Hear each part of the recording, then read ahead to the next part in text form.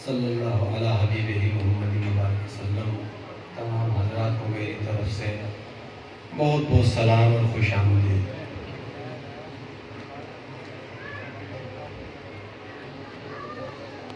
اب تمام حاضرین نے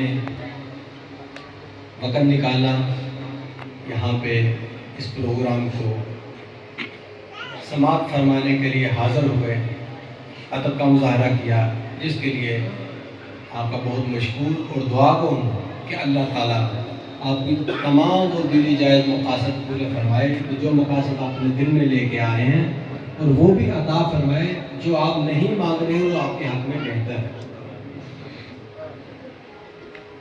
پیر بھائیوں، پیر بہنوں، بزرگوں، بیٹیوں، بچوں، اس پروگرام کو کرنے کی ایک مہینہ تک پہلے ضرورت محسوس نہیں کی گئی تھی کہ اگر ایک واقعہ نہ پیش آتا، اور وہ واقعہ یہ تھا، اب حضرت امام غزالی کے چھوٹے بھائی حضرت شیخ احمد غزالی آپ سلسلہ جنیدیہ کے شیخ ہوئے، اور آپ کا خلیفہ ہے ابو نجیب سہروردی، جو کہ دادا مرشد ہیں حضرت بہاول حق ذکریہ ملتانی، اور پیر و مرشد ہیں حضرت شیخ شہاب الدین عمر سہروردی۔ اچھا، یہ حضرت امام غزالی، حضرت شیخ احمد غزالی یہ ایسے کیا کرتے تھے کہ جب کسی کا سلوک مکمل ہو جاتا تھا، سالک کا مکمل تربیت اسے ہو جاتی تھی، طریقت میں ایک رسم ہے خرقے کی منتقلی، اپنا خرقہ، فقیری خرقہ منتقل کیا جاتا تھا اپنے کسی خلیفہ کو، جیسا کہ خواجہ غریب نواز نے قطب بابا نے بابا فرید نے خواجہ نظام الدین اولیاء کو۔ اسی طرح جب وہ کسی کو خرقہ ادا کرتے تھے تو کہتے تھے خرقہ میں تمہیں بعد میں دوں گا، پہلے شیخ نجیب الدین سے جا کے اس خرقے کی شرائط پتہ کرو۔ اور صاحب چلے گئے، ابو نجیب الدین سہروردی ضیاء الدین کے لقب سے مشہور ہوئے۔ آپ نے اس کے سامنے جب خرقہ پہننے کی شرائط، قواعد و ضوابط اس کو بتا دیے تو وہ خرقہ لینے سے ہی انکاری ہو۔ یہ اس بات کا پتہ شیخ احمد غزالی کو چلا، اور انہوں نے شیخ ابو نجیب کو بلائیں، تو جب وہ حاضر خدمت ہوئے، آپ فرمانے لگے، میاں ہم نے تو اسے بھیجا تھا آپ کے پاس کہ خرقہ کی شرائط اس کو بتائیں، آپ کو قوانین بتانے کا کہا تھا، اس کو ڈرانے کا تو نہیں بولا تھا۔ اگر مرید کے دل میں، سالک کے دل میں اس راستے میں چلنے کے خوف، ڈر بیٹھ جائے تو کون اس سلسلے میں آئے گا؟ لہذا کوشش کیا کرو کہ لوگوں میں راہ حقیقت کی رغبت پیدا کرنے کے لیے ان کے اندر جوش و جذبہ پیدا کیا کرو، اور اولیاء اللہ کے گروہ میں تاکہ اضافہ ہو۔ خیر، یہ تھے شیخ احمد غزالی۔ یہاں پہ ایک ولی اس فکر تک ولی نہیں بن سکتا جب تک وہ اس کے اخلاق حضور نبی کریم علیہ الصلوۃ والسلام کے اخلاق سے مشابہ یا اسی نقش قدم پہ نہ پہنچ جائے۔ ذرا سے بھی کمی رہ گئی، خواہ وہ چلے کرے، وظیفے کرے، مراقبات کرے، ذکر اذکار کرے، کبھی کامیابی ممکن ہی نہیں جب تک کہ اس کے اخلاق حضور نبی کریم اخلاق کے نقش قدم پہ نہ ہو۔ یہ بات طے ہے، مسلمہ اصول ہے۔ وہ اخلاق کیسے ہوتے ہیں؟ میں آپ کی بھرپور توجہ چاہوں گا، مخصوص لمحات ہیں، یہ سارا ماحول بنانے میں کیا صورتیں ہوں گے یہ ایک الگ داستان ہے۔ میں بندہ ناچیز پر تقصیر اپنے پیر و مرشد مخدوم و مشائخ احسان مند ہوں، ان کی دعا و برکت کا، اور ہر لمحہ ان کی دعا و برکت میرے شامل حال رہتی ہے۔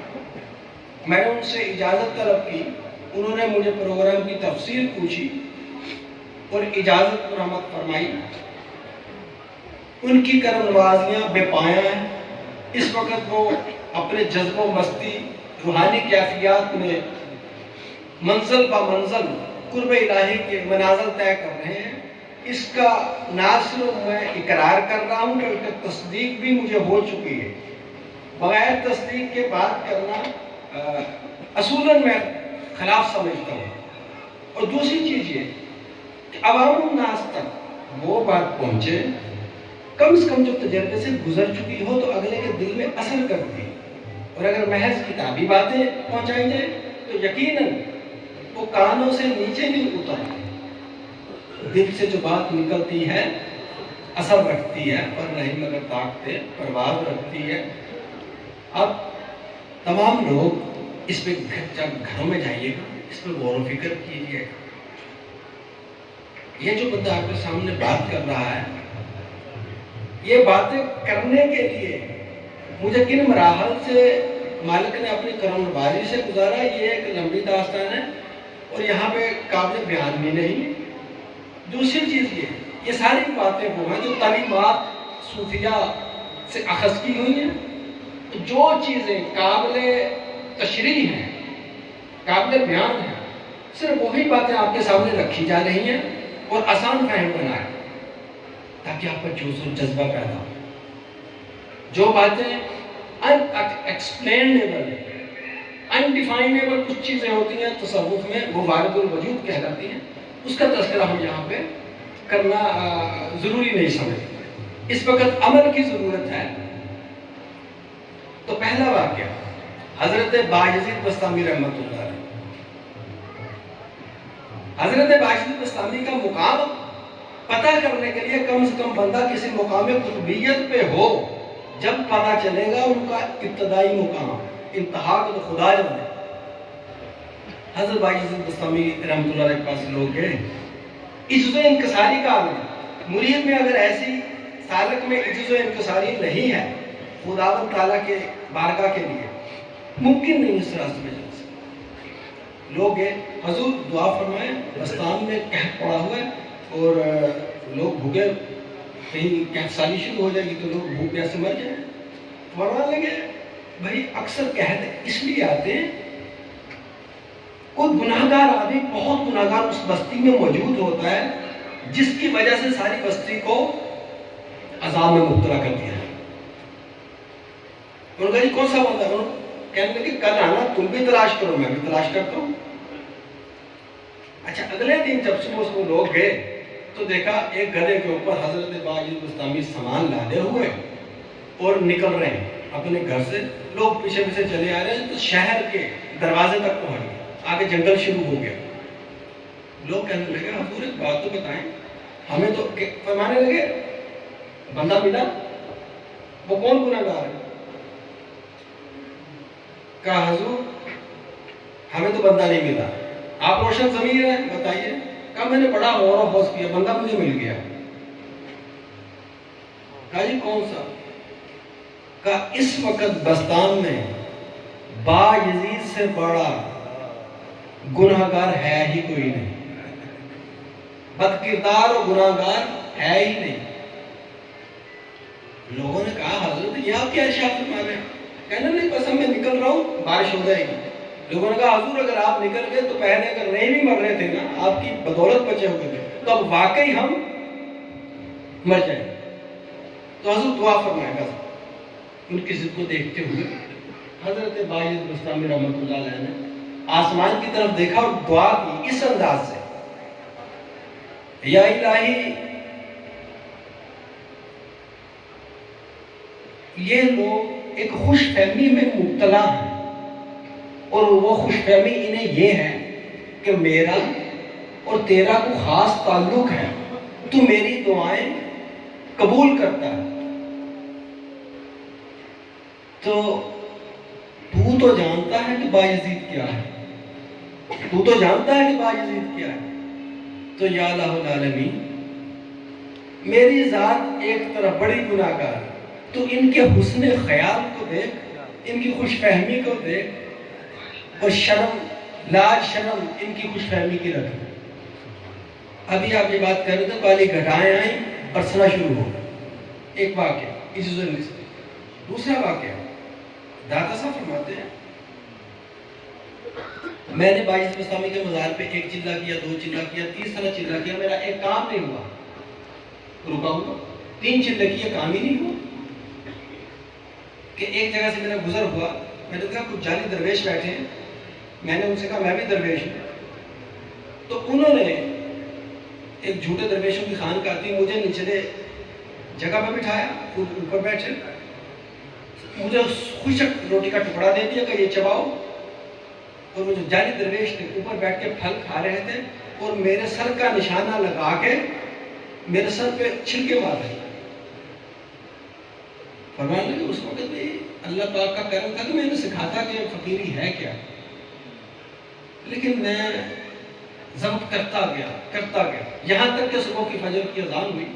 ادھر فجر کی اذان ہوئی، اس برداشت کے صدقے میں میرے جو مقامات بند تھے، جس چیز کے لیے میں نے 3 چلے کیے باعث بستامی کے مزار اور نہیں ہوا، میں اس برداشت کے صدقے میں میرے مقامات کھل کے اور میرے پر روشنی جاری ہوئی.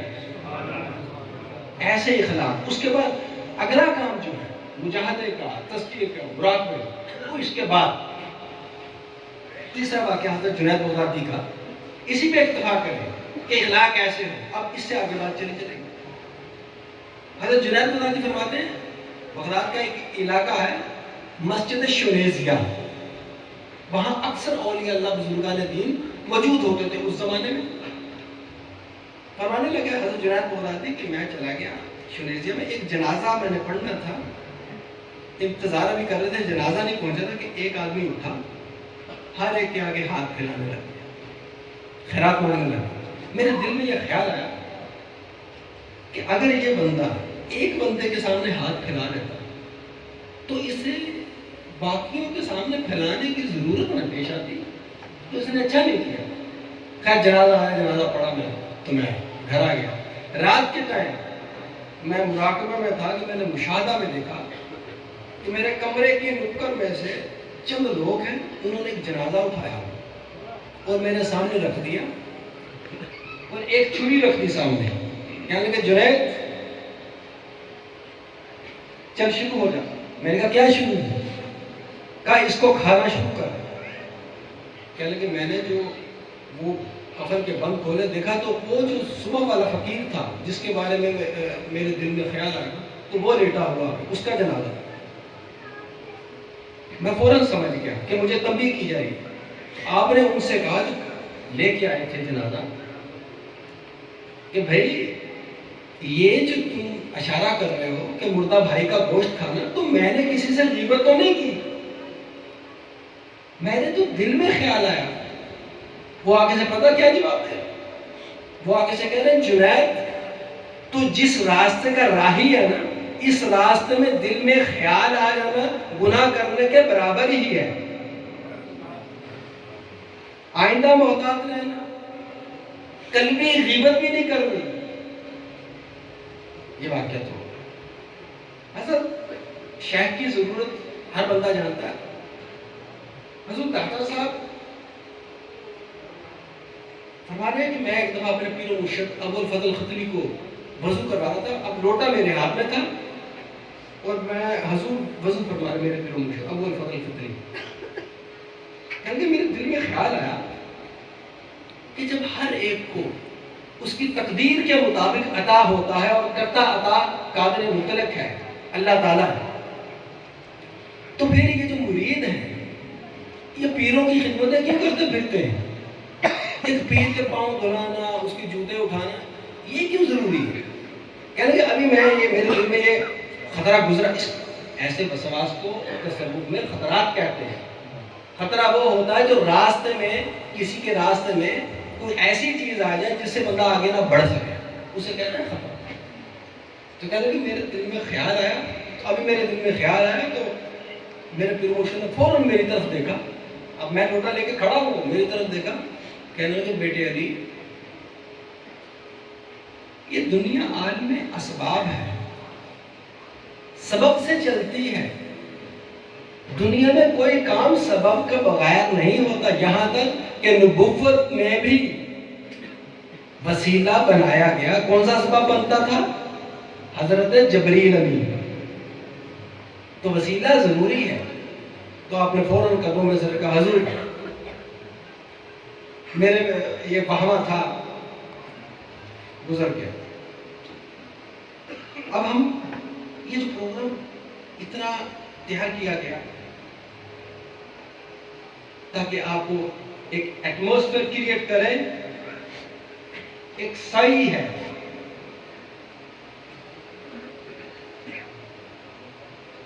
اس مقام میں جب پیر و مرشد ہاتھ میں ہاتھ ڈالتا ہے.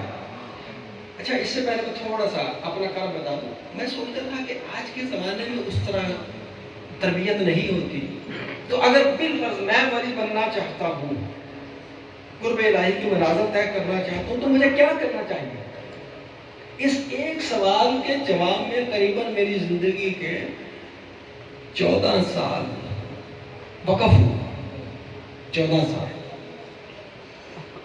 کبھی اردو بازار کے کبھی چکر لگ رہے, کبھی کہیں کے کبھی کہیں کے.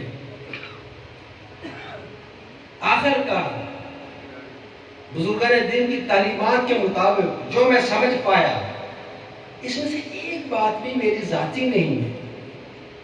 جو شروع ہوتے ہیں حضرت قرآن حدیث, اس کے بعد حضرت ابو طالب مکی, مذہب اسلام کے پہلے صوفی جنہوں نے تحریر کی.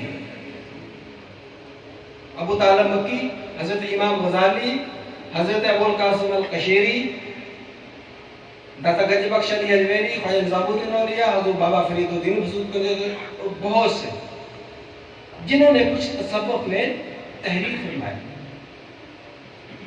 اس سے پہلے میں اس پروگرام کو اس لیے اہمیت نہیں دیتا تھا کہ آپ گیس کو دراز بندہ نواز فرماتے ہیں کہ سالک جب تک تیرا سلوک مکمل نہ ہو جائے کبھی تحریر اور تقریر کی طرف نہ آنا, کہ تو اپنی نمائش کے چکر میں پڑھ کے کہیں راستہ تیرا رک نہ جائے. اگر یہ بات کیا گزشتہ میں جو میں نے تذکرہ کیا وہ نہ آتا میری زندگی میں. اب چونکہ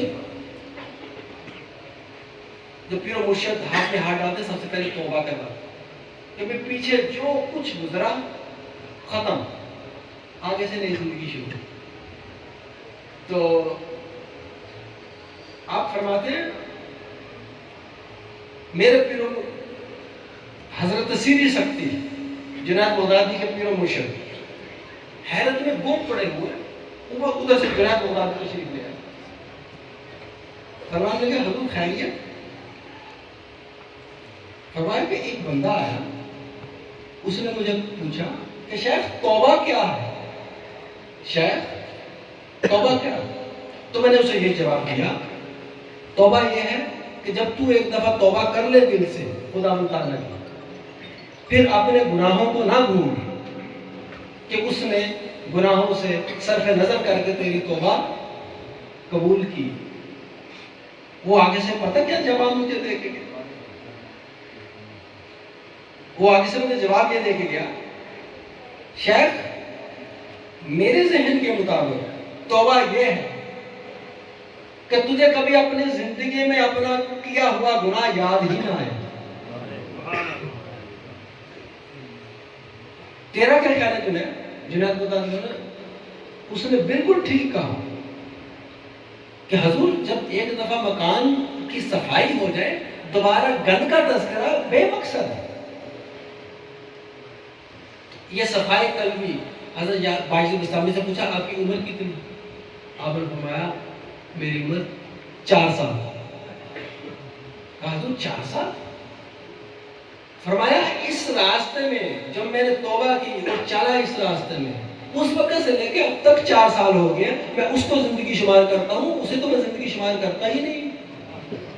اس سے پہلے کی زندگی یہ آپ لوگ فیصلہ کریں گے.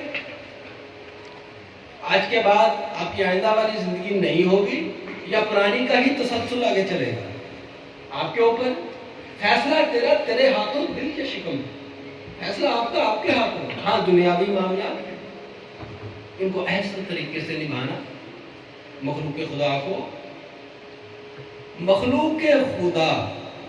اپنی طرف سے کوئی دکھ نہ پہنچے، اور اگر ہو سکے تو ان کو فائدہ پہنچے، یہ پہلا اصول ہے فقیر کا، اپنے ہاتھ زبان سے دوسروں کو دکھ نہ پہنچے۔ اچھا، جب تو کسی کا مرید ہو جاتا ہے، پھر اس کو شریعت کے مطابق چلایا جاتا ہے، توبہ کروایا جاتا ہے، اس کی نگرانی بھی روشن کرتے ہیں اپنی خانقاہ میں۔ اس کو کہتے ہیں سالک۔ سالک کہتے ہیں جس نے راہ حقیقت میں قدم رکھا، پھر حقیقت الہی تک پہنچا۔ تو توبہ کے بعد اخلاقی تربیت، جیسے کہ حضرت 3 واقعات میں نے بیان کیے، ایسی ہو جائے، پھر اگلا چیپٹر شروع ہوتا ہے، اور وہ ہوتا ہے ذکر کا، ذکر جہر کا۔ بزرگان دین اکثر ذکر اذکار میں سے ذکر نفی اثبات، جیسے کہ فرمان ہوتا ہے افضل الذکر لا الہ الا اللہ و افضل الدعاء استغفر اللہ، حدیث پاک، بہترین ذکروں میں سے ذکر لا الہ الا اللہ، جس کا طریقہ کار حضور نبی پاک علیہ السلام سے حضرت علی کرم اللہ وجہ تک پہنچا، اور آپ کے ذریعہ سے تمام صوفیہ کرام رضی اللہ تعالیٰ۔ کیا طریقہ کار؟ ایک ہے ذکر جہر، کہ کوشش کرو مخصوص وقتوں میں اے ایمان والو اللہ کو بہت یاد کیا کرو تاکہ تم فلاح پا جاؤ، اور دوسری جگہ پہ ارشاد ہوتا ہے جب تم نماز پڑھ چکو صبح شام کی تو اللہ کو بہت یاد کیا کرو، اس کا ذکر کیا کرو۔ کیسے؟ لوگوں میں بیٹھ کے، اکیلے۔ سب سے پہلے مرید کی جو ٹریننگ ہوتی ہے وہ یہ ہوتی ہے کہ پہلے مریدین میں بیٹھ کے ذکر کرنا سیکھ، کیونکہ قاعدہ کلیہ یہ ہے، امام غزالی فرماتے ہیں، یعنی اسی ہستی کی شخصیت تصور میں سماتی ہے جس کا ذکر زیادہ تعداد میں رہے۔ تو ذکر ہم جب بچپن میں تھے تو ہمیں لکھنے کے لیے تختی پہ پورے ڈال کے دیے جاتے تھے کہ نقل کریں، اصل اللہ پیدا کر دے گا۔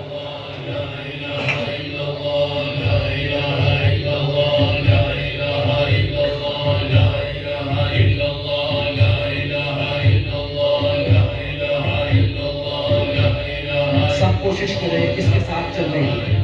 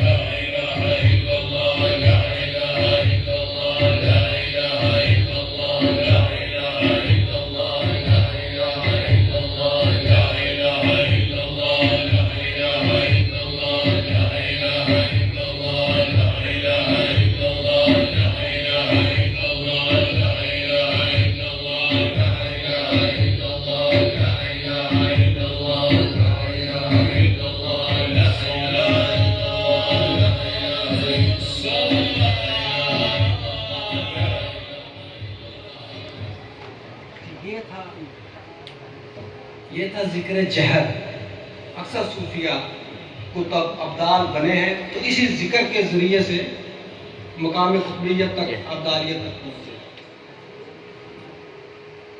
پھر جب ایک عرصہ تک سالک یہ کرتا ہے اور معاملات کی ٹھیک دنیا کے ساتھ لے کے چلتا ہے، شریعت کی اتباع کرتا ہے،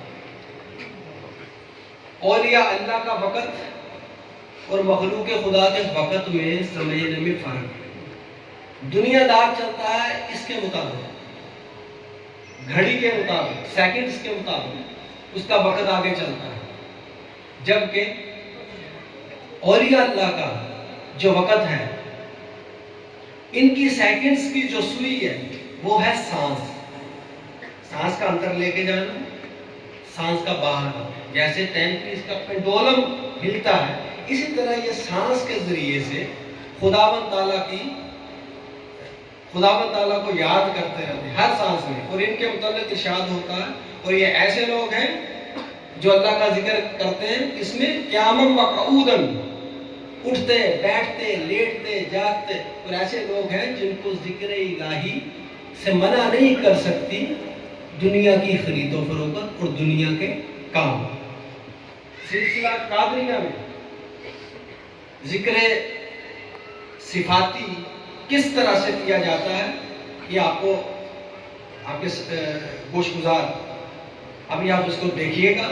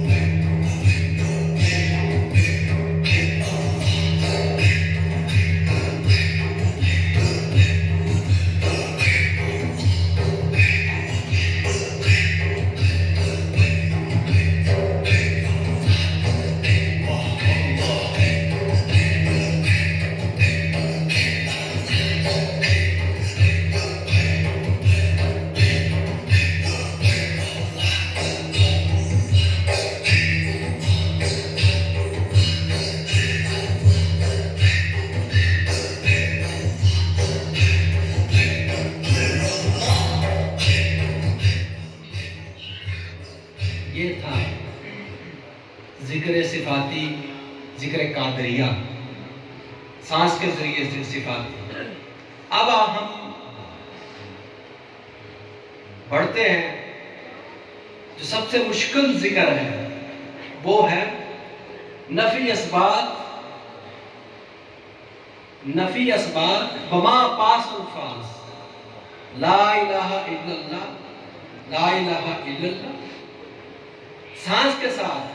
اور یہ مشکل ہوتا ہے، لیکن صوفیہ نے کہا کہ جو اس راہ کا سالک ہے وہ لازمی کرے۔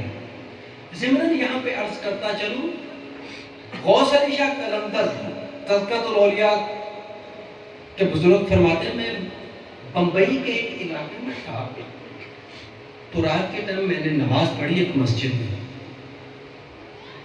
اب جو نماز پڑھی تو فجر کا وقت ہے، فجر کی نماز کے بعد میں نے دیکھا کہ سب نمازی چلے گئے، ایک بندہ موجود ہے اور وہ ذکر میں مصروف ہو گیا، اور جو اس نے ذکر نفی اسبات بما پاس الفاظ کیا، یعنی لا الہ الا اللہ۔ اب جب وہ کہتا لا الہ تو وہ نظروں سے میری غائب ہو جاتا ایک دم، اور جب وہ الا اللہ کہتا تو پھر موجود ہوتا، لا غیب الا موجود، لا غیب الا موجود۔ یہ ذکر کی کاملیت تھی۔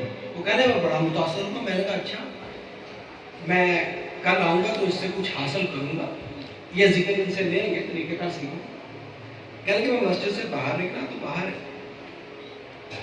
گھر تھا گانے بجانے والوں کا، باہر تھوڑی پہ ایک بندہ بیٹھا ہوا میری طرف ٹکٹکی لگا کے دیکھ رہا ہے۔ میں جانے لگا، کہنے لگے صاحب یہ ادھر تو آؤ۔ اب میں ان کے پاس چلا گیا، کہنے لگے ہاں کیسا لگا، یہ متاثر ہو گئے؟ بالکل۔ کہنے لگے اچھا میاں رات عشاء کے بعد آ جانا، ہم بھی تمہیں ایک تماشا دکھائیں گے۔ اب کہنے لگے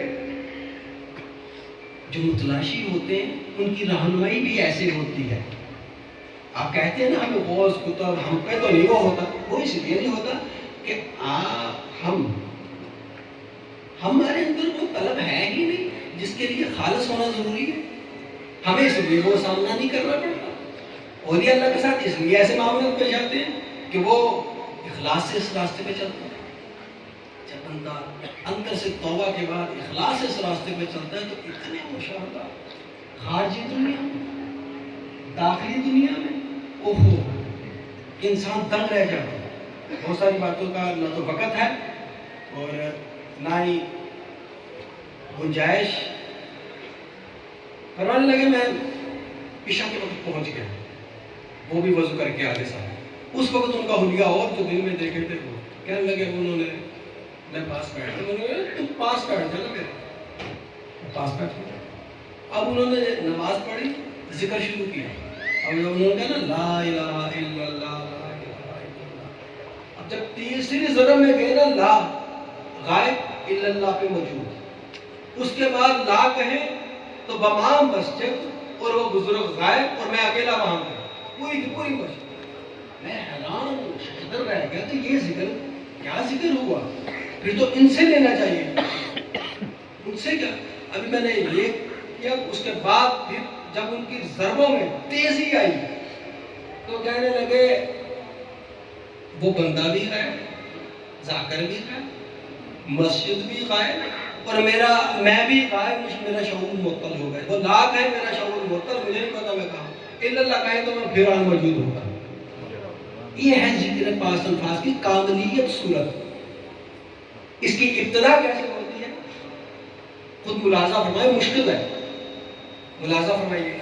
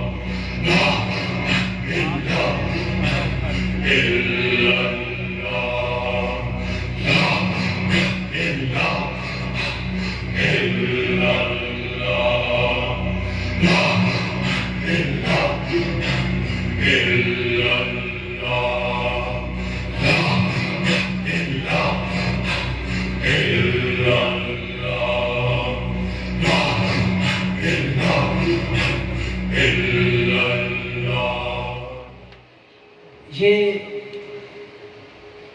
ذکر نفی اسباب یعنی انکار اور اقرار کا ذکر. انکار کس بات کا؟ یعنی پہلے انکار کیا جا رہا ہے اس کائنات میں کوئی نہیں. جب الا اللہ کا ہے یہ انکار ہے، اس پورے جہان کائنات میں کوئی نہیں. لا الا، اور اگر ہے صرف تو ہے. اس کی حقیقت تک اولیاء اللہ پہنچتے تھے، اس کی ظاہری صورت تک نہیں. اس کے در پردہ جو مانوی حقیقت ہے اس تک رسائی حاصل کرتے تھے. تو یہ سارے تھے زبانی اور سانس کے ذکر.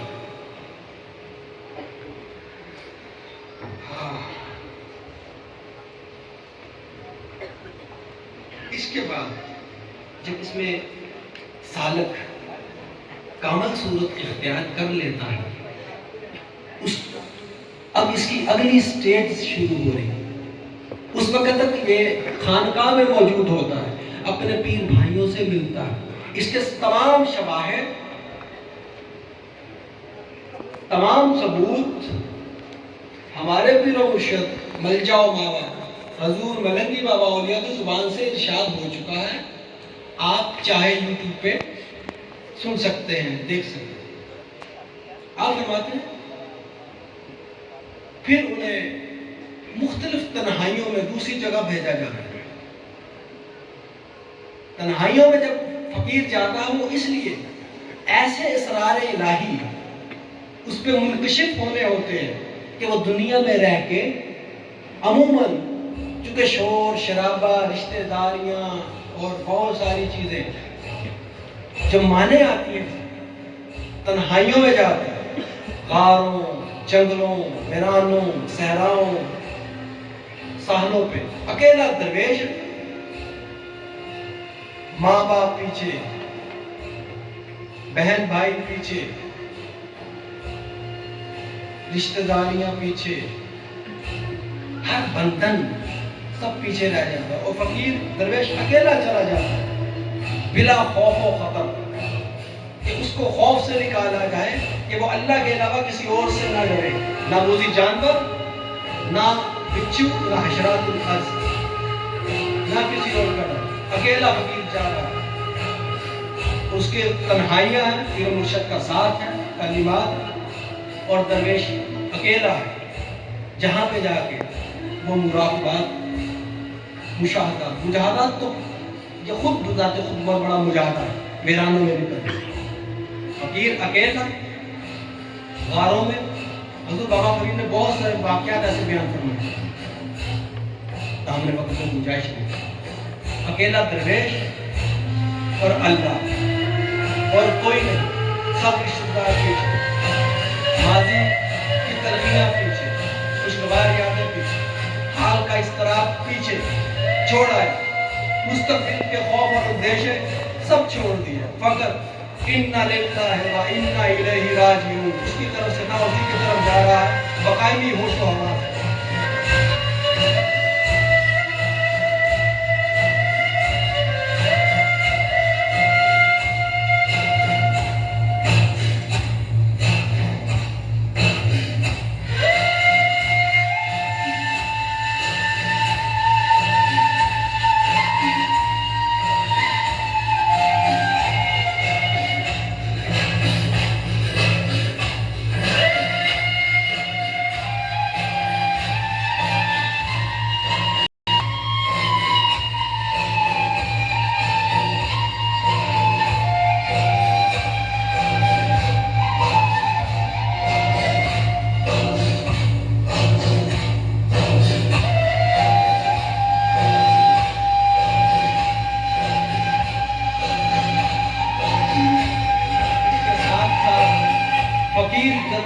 सफर करता जा रहा है बुलंदियों की जानिब, बुलंदियों की जानिब महज सफर है। ऐसे ऐसे हक़ाइक़ उसमें मुनकशिफ होते हैं कि कभी वहशत तारी होती है, कभी लज्जत, कभी भागता है। हजूर गौस पाक ने इस पर बड़ी तफसील से अपने मुशाहदात बयान फरमाए। बुलंदियों की जानिब महज सफर है, क्योंकि अब जब फकीर लौटता है वापस तन्हाइयों से, तो अंबिया अलैहिस्सलाम की इस सुन्नत के मुताबिक हजरत मूसा अलैहिस्सलाम कोहे तूर पे चले जाते थे, वापस आते थे तो कुछ मुशाहदात लेके आते, 10 कमेंडमेंट्स लेके आते।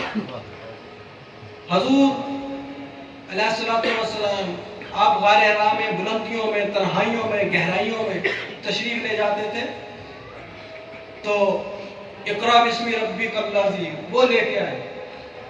इसी तरह जब दरवेश तन्हाइयों में जाता है, फिर जब लौट के आता है, तो एक तरफ से फना फिल्लाह से गुजर के बका बिल्लाह के साथ आता है, लेकिन इससे पहले उसके ऊपर जो मुशाहदात होते हैं, जो उसे तजर्बात से गुजारा जाता है, ताकि उसे यकीन आ जाए कि पूरी दुनिया में अल्लाह कहता है मैं ही हूँ, सिर्फ मैं हूँ, और वो वाकई अल्लाह पाक की इस आयत को बखूबी इसका शाहिद, नाज़िर और तस्दीक कुनिंदा बन जाता है। क्या حضرت یہاں پہ امام عبد الوہاب شعرانی لکھتے ہیں کہ میں جب اس طریقت میں آیا تو پیر و مرشد کی بارگاہ میں گیا. میں نے کہا حضور میں اس راستے میں چلنا چاہتا ہوں. فرمایا کیا کام کرتا ہوں؟ حضور کتابیں لکھتا ہوں, میری کتابیں بکتی ہیں. فرمایا ان کو بیچ کے آؤ. اس زمانے میں ہاتھ میں کہا حضور میں کیسے بیچ کے آؤں؟ فرمایا پھر اس راستے کا سفر چھوڑ دیں. العلم الحجاب الاکبر, علم بہت بڑا حجاب ہے, اس کو بیچ. فرمایا جب میں نے بیچ دیا, منازل طے کی, مغرب کی اقامت ہوئی. یہ آپ کو میں بتا دوں, صرف اقامت میں, نماز میں, اقامت میں جن جن بزرگوں کو تجلیات حاصل ہوئی ان کی ایک طویل فہرست ہے, اور اس فہرست میں حضرت خواجہ نظام الدین اولیاء محبوب الہی سرفرست ہیں, حضور بابا فرید الدین سرفرست ہیں. لیکن چونکہ دامن وقت میں گنجائش نہیں, 10 بجے سے پہلے ہم نے یہ چھوڑنا ہے اسٹیج, تو انشاءاللہ پھر اگلے کبھی موقع ملا تو پھر اس کو تفصیل سے بیان کریں. تو فرماتے ہیں عبد الوہاب شعرانی کہ میں نے تکبیر اقامت کے وقت میں نے جیسے ہی ہاتھ اٹھائے تو میرے اوپر بارگاہ الہی سے ایسی تجلی ہوئی, اس آیت کی تجلی, اور زمین و آسمان میں تمام چرند پرند اس کا ذکر کرتے, اس کی تسبیح کرتے ہیں, لیکن تم ان کی تسبیحوں کو سننے کا شعور نہیں رکھتے. اور دوسری جگہ میں ارشاد فرماتے جب میرے اوپر یہ تجلی آئی, اب ظاہر ہے جب یہ تجلی آئی ہے ہر بندے کی آواز دوسرے سے مختلف ہے, تو ہر چیز کی, ہر جانور کی آواز اور اس کی تسبیح ظاہر اب مختلف ہے. شیر کی تسبیح کیا ہوگی, ہاتھی کی تسبیح کیا ہوگی, اور اس کے علاوہ اور بڑے بڑے جانور جو ابھی ہم نے دیکھے ہی نہیں. پہاڑوں کی تسبیح کیا ہوگی, آپ مجھے بتائیں پہاڑ کی تسبیح کرتے کیا ہوگی؟ آپ فرماتے جب میرے اوپر وہ تجلی آئی, میرے مشاہدہ ہوا تو میں تھر تھر کانپنے لگ گیا. جو مغرب کی نماز میں اقامت کے وقت کھڑا ہوا تو فجر میں جا کے وہ تجلی ختم ہوئی. میں نے اللہ پاک سے عرض کی یا اللہ میں تصدیق ہو گئی, مجھے اب مزید تصدیق کی ضرورت باقی رہی نہیں. ایسا وحشت میرے اوپر طاری ہوئی اور میں نظر رہا. اور اسی طرح سالوں کو فَإِنَّمَا تَوَلَّوْا فَثُمَّ وَجْهُ, بس تم جدھر بھی منہ کرو اللہ کا ہی چہرہ ہے. آیت ہے قرآن پاک, بس تم مشرق میں جاؤ, مغرب میں جاؤ, شمال میں جاؤ, جنوب میں جاؤ, فَإِنَّمَا تَوَلَّوْا فَثُمَّ وَجْهُ. یہ فقیر اس تصدیق کے بعد دنیا میں واپس آتا ہے.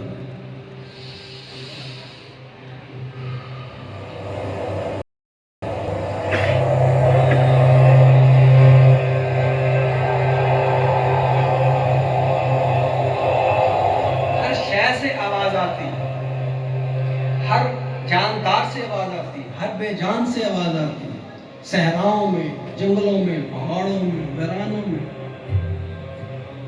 کیا آواز آتی ہے؟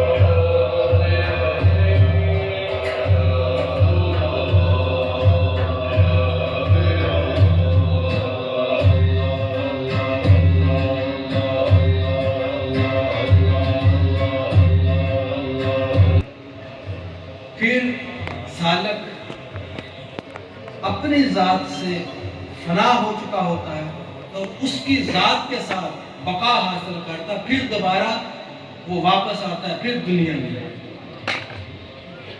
اس انداز سے واپس آتا ہے کہ اس کا لواں اللہ وہ سی باتیں آپ تک پہنچائیے جو مختصر وقت میں بیان کی جا سکتی تھی۔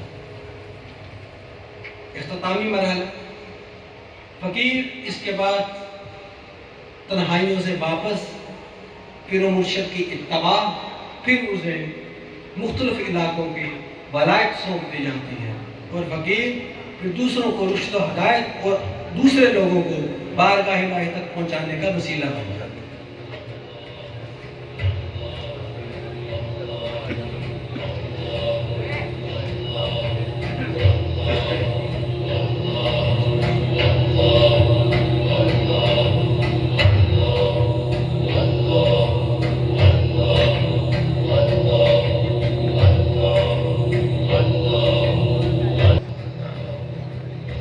آپ کے در اقدس پہ منعقد ہوا، بلا شبہ ان کی کرم نوازیوں کو ہر لمحہ شامل حال پایا، بالخصوص